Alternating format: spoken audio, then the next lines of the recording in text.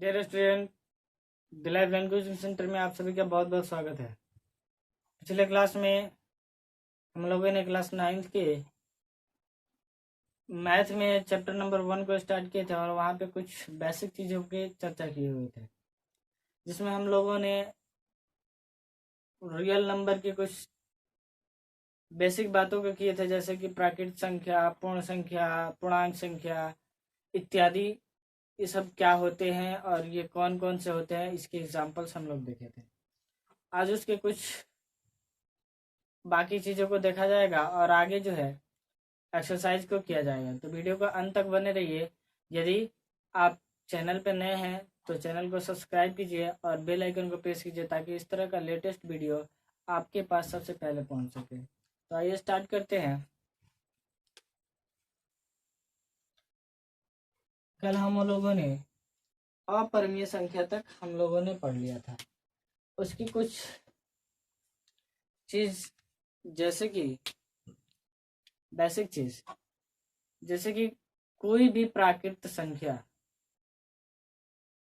पूर्ण संख्या हो सकता है, लेकिन प्रत्येक पूर्ण संख्या एक प्राकृत संख्या नहीं हो सकता है। ये याद रखने वाला चीज है।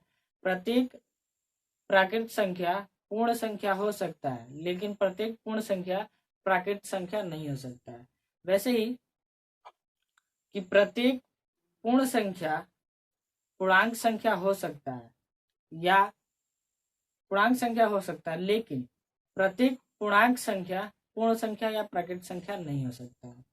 या ये कहें पूर्णांक संख्या परिमेय संख्या हो सकता है। प्रत्येक पूर्णांक संख्या परिमेय संख्या हो सकता है, परंतु प्रत्येक परिमेय संख्या पूर्णांक संख्या नहीं हो सकता है।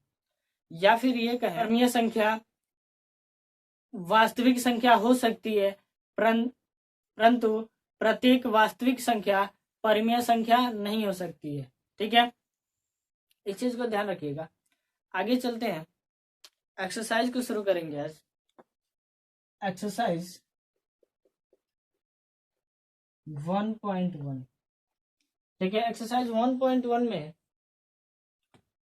कि क्या शून्य एक परिमेय संख्या है, क्या इसे p/q के रूप में लिख सकते हैं, जहां p और q पूर्णांक है और q नॉट इक्वल टू है 0। ठीक है, तो देखिए कल हमने परिमेय संख्या के एग्जाम्पल में लिखा था एक एग्जाम्पल 0/1।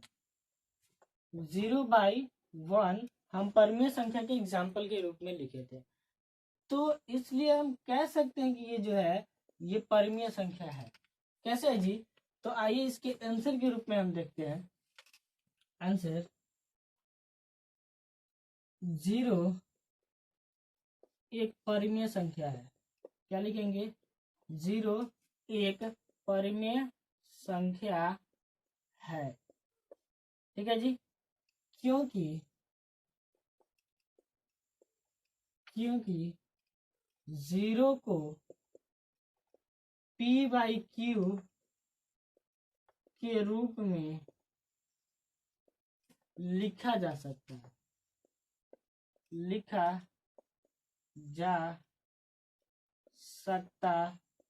है। जैसे 0/1 या कहें तो 0/-1 या फिर कुछ भी 0/8, किसी भी तरह से हम इसको लिख सकते हैं, जहां p बराबर होगा 0 के। ठीक है, और q जो होगा q नॉट इक्वल टू होना चाहिए 0 के। ठीक है, या q जो है एक अशून्य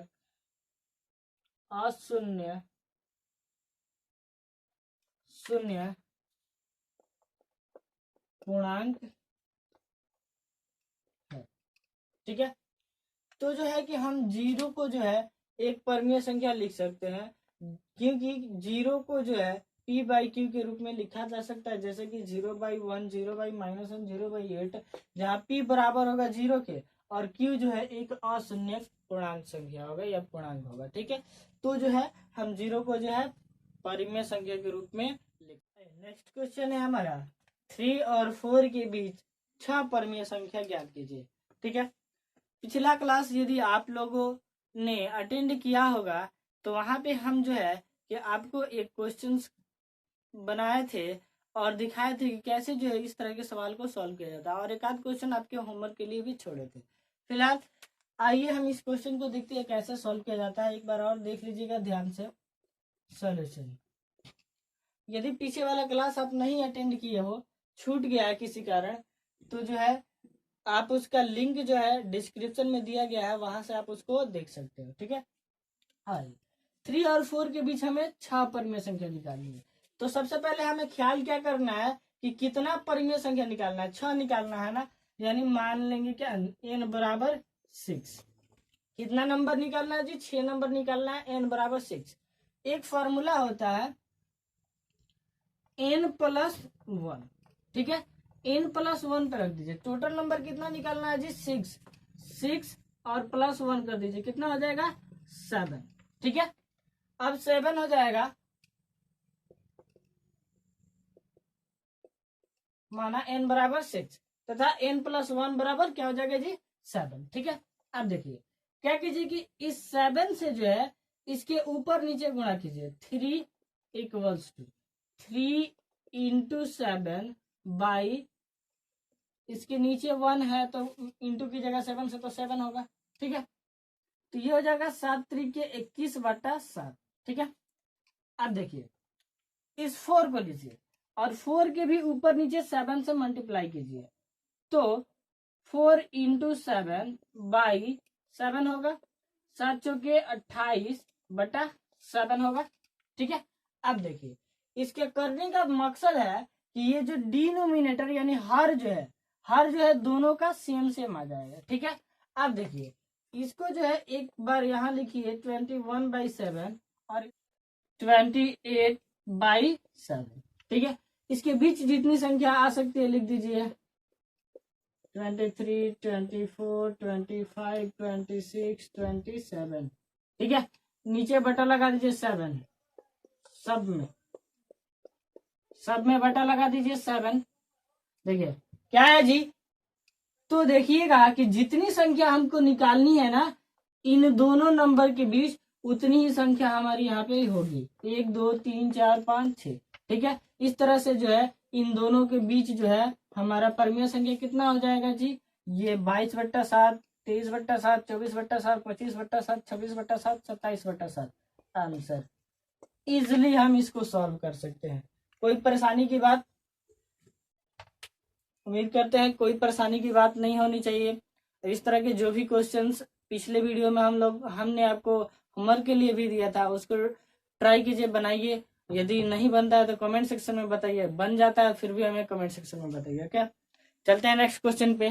क्वेश्चन नंबर 3 है 3/5 और 4/5 के बीच 5 परिमेय संख्याएं ज्ञात कीजिए। ठीक है, तो आइए इस तरह के जो सवाल होते हैं उसके लिए जो है हमने आप 2 विधि बताएंगे, दोनों में से पहला विधि जो है आपके लिए सबसे सुटेबल होगा, आप उसी को इस्तेमाल करके जो क्वेश्चन को सॉल्व कर सकते हो। ठीक है, तो आइए पहली विधि देखते हैं। पहला विधि क्या होता है,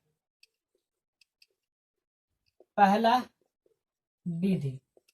विधि है हमारा कि यहाँ जो भी संख्या दिया है, यहाँ क्या हो जाएगा जी, a बराबर क्या दिया है 3/5, कमा b बराबर क्या दिया है 4/5। ठीक है, ऐसे रहने देंगे। ठीक है, अब इनके बीच 5 परिमेय संख्या लिखना है ना, कितना हो लिखना हो हम आसानी से लिख देंगे। देखिएगा इसको बस करना क्या है कि a + b/2 के फॉर्म में रख देना है।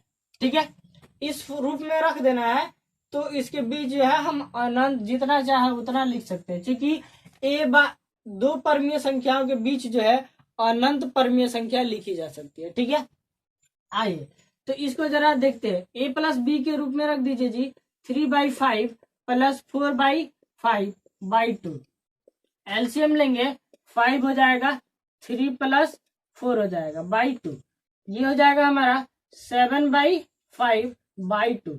ये हो जाएगा 7/5 इंटू 1/2, अर्थात क्या हो गया जी 7/10। ठीक है। अब देखिए दूसरे के लिए फिर a+b/2 के फॉर्म में रखेंगे।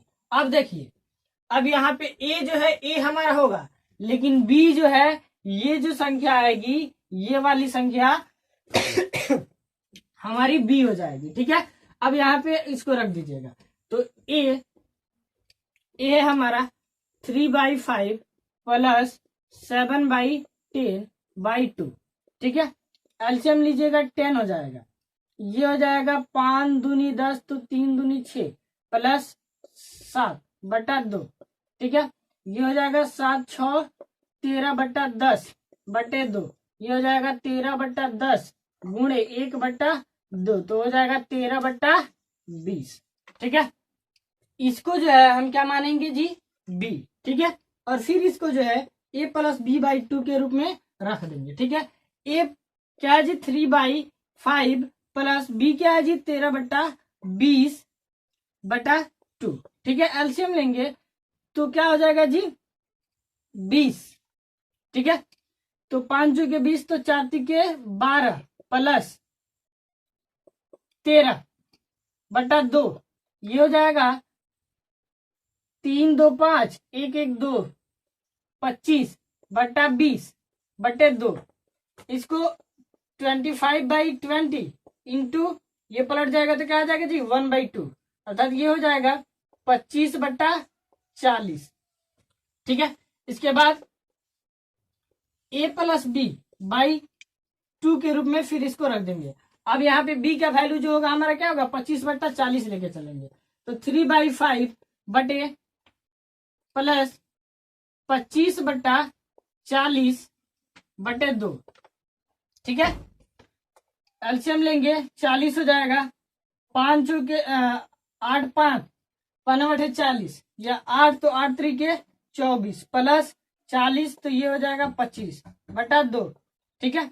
तो ये हो जाएगा 25 24 49/40/2।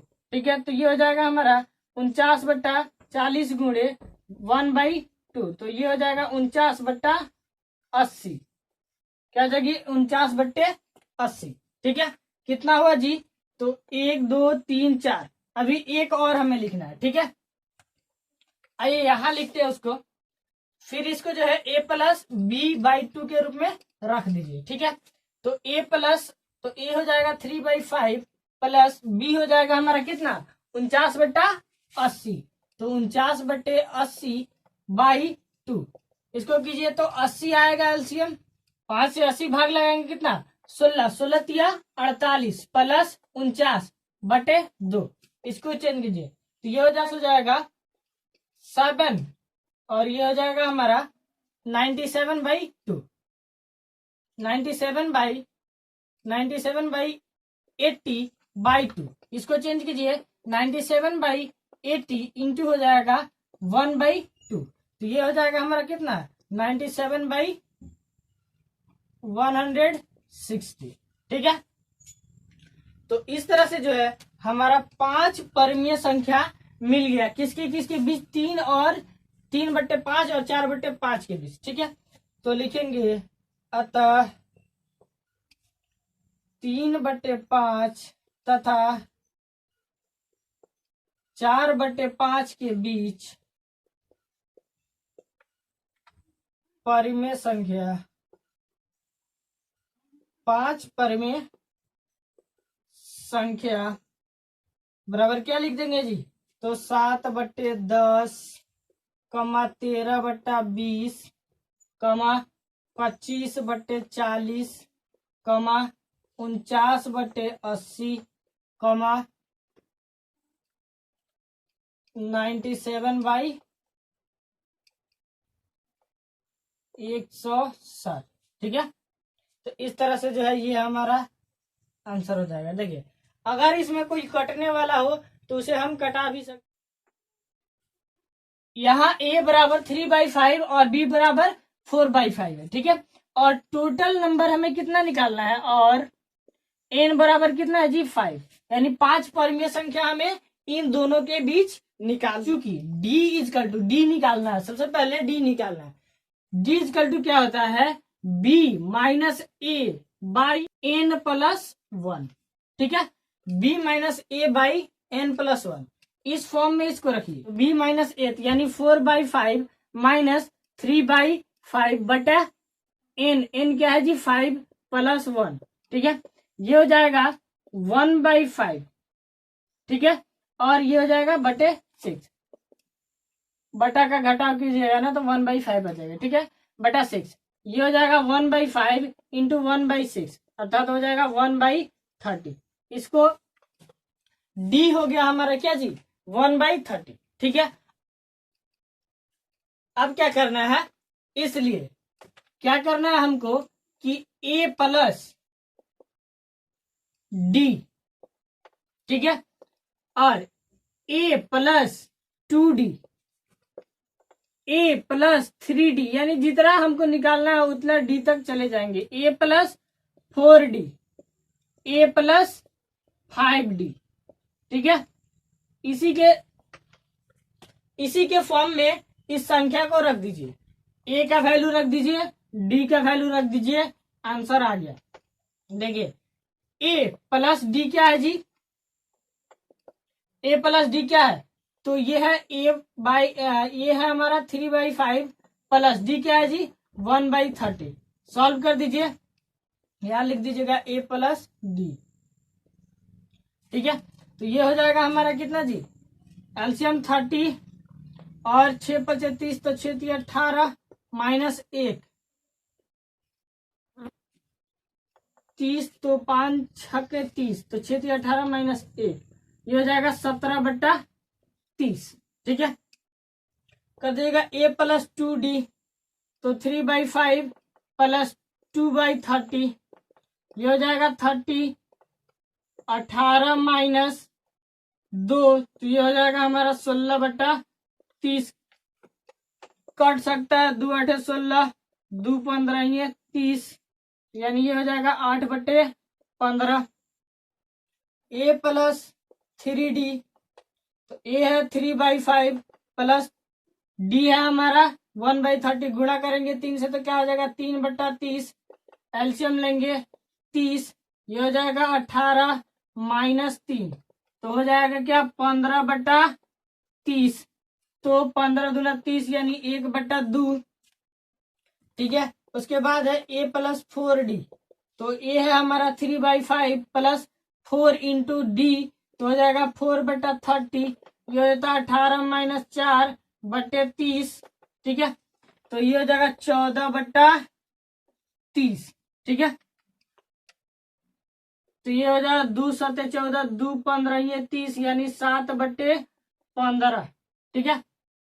अब देखिए a प्लस 5d तो a है हमारा 3/5 प्लस 5 इंटू डी तो 5/30, ये हो जाएगा हमारा कितना 18 में से 5 गया बटा 30 तो होगा 18 में से 5 गया कितना 13/30 तो हो जाएगा कितना, ये हो जाएगा हमारा 13/30, ठीक है। अब देखिए